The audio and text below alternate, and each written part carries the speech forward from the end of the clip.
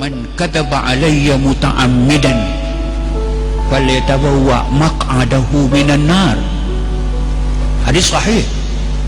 Sesiapa yang berbohong, Nabi tidak kata, dia kata Nabi kata, berbohong tentang hadis Nabi sahaja, orang itu menempah tempat dalam neraka. Mimpi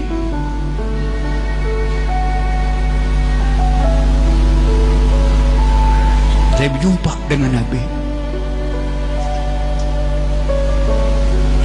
berdepan. Saya mengadu kepada Nabi, saya sakit belakang, susah nak rokok, nak sujud.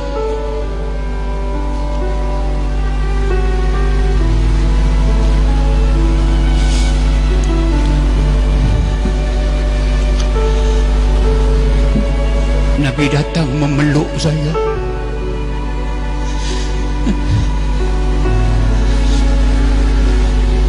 memegang belakang saya, mengurutnya ke bawah.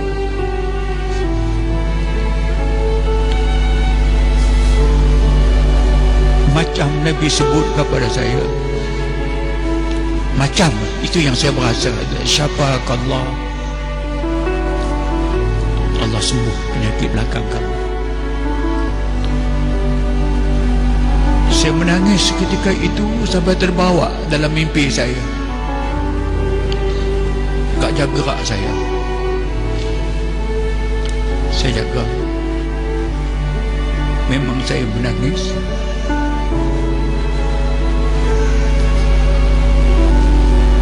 Siapalah saya? Siapa Nabi nak peluk saya? Jaga. Sakit belakang saya telah sembuh sampai hari ini, dan tak pernah kena sakit belakang. Tapi kerana itu dia dekat sangat saya dengan dia, berdepan sangat. Saya tidak nampak sangat muka dia, cuma tahu dia pegang saya, peluk saya, pegang belakang saya sembuh. Itu yang saya tahu, tapi tak nampak muka.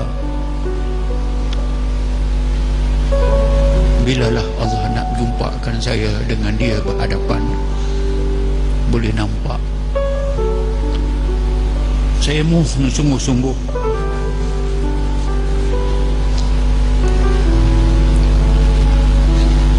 dan saya sayang.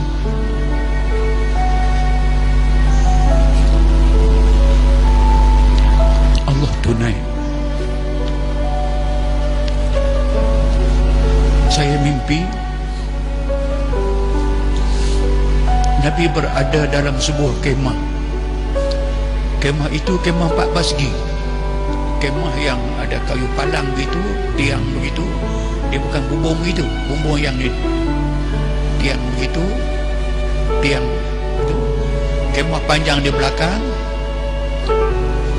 Nabi berada dalam kemah di ujung.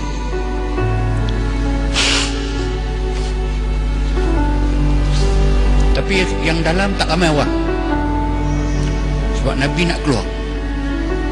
Sekemah 4 persegi panjang, orang tak ramai di dalam, di luar ramai, menunggu Nabi nak keluar daripada kemah itu. Saya berada di depan pintu itu. Saya ulang lagi sekali. Dalam kemah itu ada Nabi. Kita tahu, semua orang tahu kemah itu ada Nabi. Nabi akan keluar daripada kemah. Di belakang orang ramai sangat, sahabat-sahabat ramai semua ada. Tapi saya seorang berada di tengah-tengah pintu itu menunggu Nabi akan keluar, kerana saya akan memakai kasut Nabi. Saya yang jaga kasut itu, dan saya yang akan pakai kasut Nabi. Saya berada di tengah-tengah pintu menunggu Nabi keluar, di belakang para sahabat. Dan Nabi keluar. Suasana bila Nabi nak keluar daripada kemah yang jauh tak nampak, semakin dekat dia nak keluar, perasaan, suara bisikan, suara renungan para sahabat, yang ada yang berselawat, yang memuji, yang apa semua, Rasulullah, salam alaihi Rasulullah semua. Saya tergamam. Tiba-tiba Nabi telah keluar di hadapan saya, benar-benar di hadapan saya. Nabi jaga dalam 6-7 kaki begitu. Nabi datang, saya menghadap dia, betul-betul melihat atas ke bawah. Ya Rasulullah,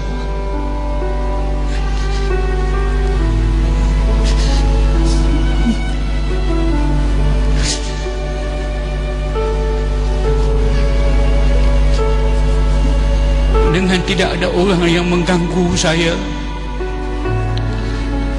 tidak orang yang menarik Nabi ataupun menyekat Nabi. Nabi datang kepada saya.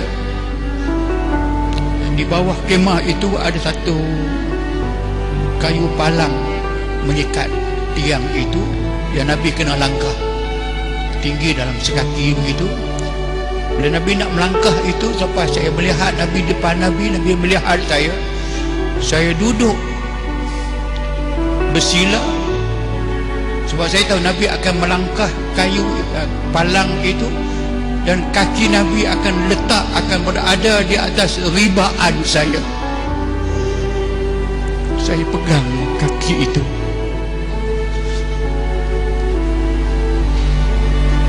lembutnya kaki, tapi saya sedih pada ketika itu,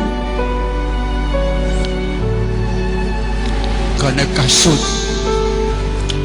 yang nak saya pakai itu amat lusuh, amat buruk. Nampak jahitan dengan tangan yang Nabi menjahit sendiri kasut itu. Saya pegang kaki, pegang kasut, saya masukkan kaki dalam kasut, dan saya berkata pada ketika itu, saya tak nak tambah sikit pun. Saya kata,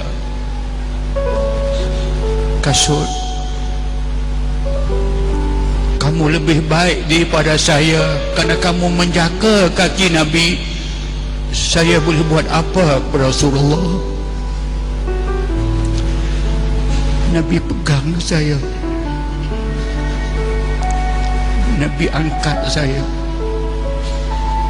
Nabi sebut kepada saya perkataan yang minta maaflah saya tak boleh sebut, tapi sempurna juga saya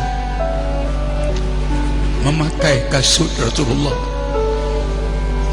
Kakinya saya pegang,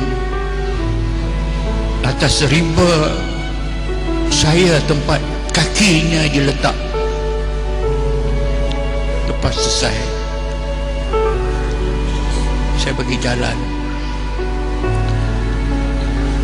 Nabi keluar kerana orang ramai menunggu,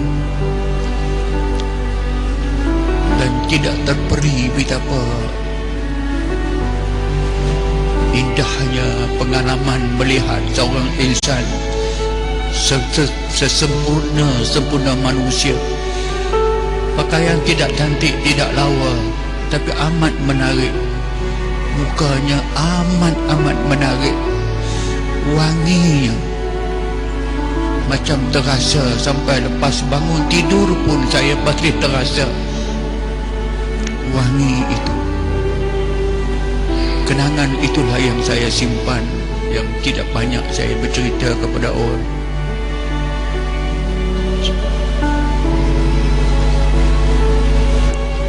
Dan selepas itu ada beberapa peristiwa lain.